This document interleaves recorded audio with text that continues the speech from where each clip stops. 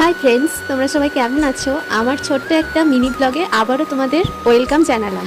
আমি সকাল সকাল আমার ছোট্ট ছাদ বাগানে এসেছি, তাই তোমাদের সাথে শেয়ার করব আমার ছাদ বাগানে আজকে আমি কি ফুল তুললাম। আর সম্ভবত কিছু কিছু ফুল বর্ষার জন্য পচে যাচ্ছে, তাই জন্য আগে থেকেই সেগুলোকে তুলে নিতে হয়। আর আমি কিছু ফুল আগে থেকেই তুলে নিয়েছিলাম, তার মধ্যেও আরও কিছু কিছু ফুল গাছের মধ্যে রয়েছে। এই দেখো, সব ফুলগুলোকে একসঙ্গে কত সুন্দর লাগছে, তাই না? আমার তো গোলাপ ফুল খুব ভালো লাগে, আর তোমাদের কেমন লাগে সেটা কিন্তু কমেন্ট করে আমাকে জানিও।